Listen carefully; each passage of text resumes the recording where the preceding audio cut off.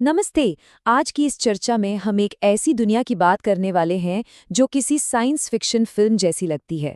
The land of endless light, science and life in the Arctic. आज हम समझेंगे कि कैसे हमारे सौरमंडल और पृथ्वी की गतियां इस अजीबोगरीब लगातार दिन और लगातार रात के जादुई अनुभव को जन्म देती हैं। सोचिए जरा, आप रात को सोने गए और सिर्फ 40 मिनट बाद बम, फिर से सुबह हो गई। है ना अजीब? ये 40 का नंबर यहाँ बहुत खास है, क्योंकि पृथ्वी पर कुछ ऐसी जगह भी हैं जहाँ रात सचमुच सिर्फ 40 मिनट तक ही टिक पाती है। नॉर्वे के कुछ हिस्सों में बिल्कुल यही होता है। वहां रात के 12:40 पर सूरज ढलता है और सिर्फ 50 मिनट बाद 1:30 पर फिर निकल आता है। मतलब पलके झपकाई नहीं कि रात खत्म और नया दिन शुरू। तो चलिए हमारे पहले विषय की तरफ बढ़ते हैं। Part 1, the 40 minute night. ये जो अजीब सा घटनाक्रम है ना, यहीं से मिडनाइट सन यानी आधी रात के सूरज की शुरुआत होती है। अब तस्वीर को थोड़ा और बड़ा करते हैं। मई से जुलाई के बीच लगभग 76 दिनों तक नॉर्वे के उत्तरी हिस्सों में बिल्कुल अंधेरा होता ही नहीं है। जी हाँ, बिल्कुल सही सुना आपने। 76 दिनों तक सूरज पूरी तरह डूबता ही नहीं। रोशनी एकदम गायब होने के बजाय बस थोड़ी मध्यम हो जाती है। सोचिए, लगातार 76 दिन तक का ये उजाला वहाँ के लोगों के रूटीन और उनके काम करने के तरीकों को कितना बदल देता होगा। अब आपके मन में ये सवाल जरूर उठ रहा होगा कि भाई, वैज्ञानिक रूप से 40 मिनट की रात आखिर संभव कैसे है? एक ही घंटे के भीतर सनसेट और सनराइज।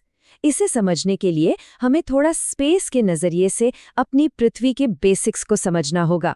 और इसका जवाब मिलता है हमें यहाँ पार्ट 2 में, मैकेनिक्स ऑफ अर्थ्स मूवमेंट। सारा रहस्य इस बात में छिपा है कि हमारा ग्रह ब्रह्मांड में किस तरह से मूव करता है। ये तो हम सब जानते हैं कि पृथ्वी लगातार अपनी धुरी पर घूम रही है, करीब 24,855 मील प्रति 24 घंटे की जबरदस्त स्पीड से, और वो भी एंटी क्लॉकवाइज। यही वो बेसिक मूवमेंट है जिससे हमारे दिन और रात बनते हैं। लेकिन कहानी यहाँ खत्म नहीं होती। एक कॉन्सेप्ट होता है जिसे सर्कल ऑफ इल्यूमिनेशन कहते हैं। नाम थोड़ा भारी भरकम है, पर इसका मतलब बड़ा सिंपल है। जब हमारी पृथ्वी घूमती है तो एक बार में सिर्फ आधे हिस्से पर ही सूरज की रोशनी पड़ती है। तो उस रोशनी और अंधेरे के बीच का जो बॉर्डर होता है ना, उसे ही हम सर्कल ऑफ इल्यूमिनेशन या ट्वाइलाइट जोन कहते हैं। लेकिन देखिए, सिर्फ इस घूमने से उन 76 दिनों की लगातार रोशनी का राज नहीं खुलता। इसका असली ट्विस्ट आता है इस फैक्टर से। Part 3, solstice and the tilt.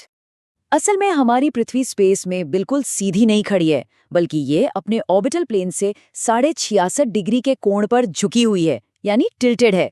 और जब ये इसी भारी झुकाव के साथ सूरज के चक्कर लगाती है ना, तभी दिन और रात की लंबाई में इतने बड़े बदलाव आते हैं और हमारे मौसम बदलते हैं। इसे और आसानी से समझते हैं। समर सोल्स्टिस यानी 21 जून के आसपास उत्तरी गोलार्ध सीधा सूरज की ओर झुका होता है। इसी वजह से उत्तरी ध्रुव पर लगातार 24 घंटे रोशनी पड़ती है। वहीं दूसरी तरफ विंटर सोल्स्टिस में यानी 21 दिसंबर को बिल्कुल इसका उल्टा होता है। दक्षिणी गोलार्ध सूरज की तरफ होता है और उत्तरी ध्रुव पर बिल्कुल रोशनी नहीं पहुंचती। मतलब शून्य डे लाइट, एकदम घुप अंधेरा। स्पेस से अब वापस जमीन पर आते हैं। Part 4, life in endless day light. इस ब्रह्मांडीय झुकाव का हमारे और आपके जैसे आम इंसानों की जिंदगी पर क्या असर पड़ता है, ये सच में कमाल का है। अब सोचिए, आर्कटिक सर्कल के लोग इतने उजाले में सोते कैसे हैं? सिंपल, उन्होंने खुद को ढाल लिया है। सोने के लिए वे कमरों में मोटे मोटे ब्लैकआउट पर्दे लगाते हैं ताकि पूरी तरह अंधेरा हो सके, खासकर बच्चों और बुजुर्गों के लिए। कई लोग तो अपनी नींद सुबह के वक्त पूरी करते हैं। और मजे की बात बताऊं, वहां आधी रात को भी लोग स्विमिंग, साइकिलिंग और कयाकिंग करते हुए मिल जाते हैं। फोटोग्राफर्स के लिए तो ये किसी जन्नत से कम नहीं, क्योंकि नीचे क्षितिज और लंबी परछाइयां मिलकर गजब की तस्वीरें देती हैं। लेकिन इस लगातार रोशनी का एक गहरा मनोवैज्ञानिक असर भी होता है।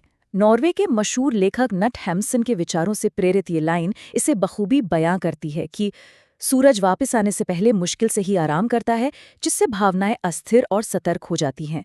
एक अजीब सी एनर्जी हवा में रहती है जो हमारी नॉर्मल इमोशनल रिदम को पूरी तरह झकझोर देती है। नॉर्वे के ट्रॉम्सो, बोर्डो और हेल्जलैंड जैसे इलाकों में ये नज़ारा और भी खास होता है। ट्रोम्सो में तो 20 मई से 22 जुलाई तक सूरज लगातार आसमान में ही टिका रहता है। जरा कल्पना कीजिए, आप आधी रात को किसी ग्लेशियर या समुद्री भंवर को देख रहे हैं, वो भी पूरी रोशनी में। ये एक्सपीरियंस बिल्कुल किसी सपने जैसा होता है। और अगर आपको इंसानी जज्बे की मिसाल देखनी हो तो हैमरफेस्ट शहर को देखिए।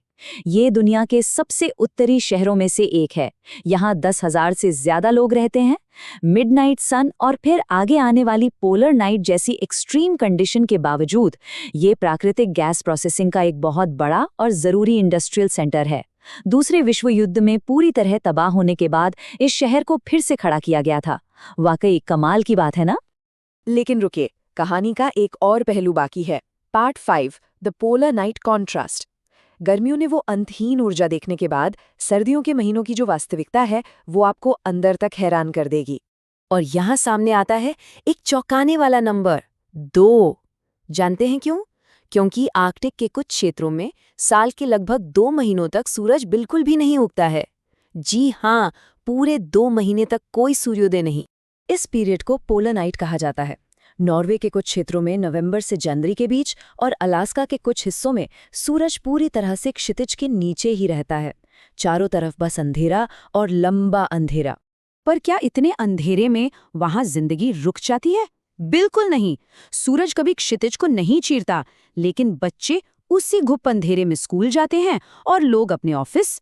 उनका पूरा रूटीन सिर्फ आर्टिफिशियल लाइट्स के सहारे चलता है। जिस अंधेरे को देखकर दुनिया के बाकी लोग समझते हैं कि आधी रात हो गई है, उनके लिए वही काम करने का नॉर्मल दिन होता है।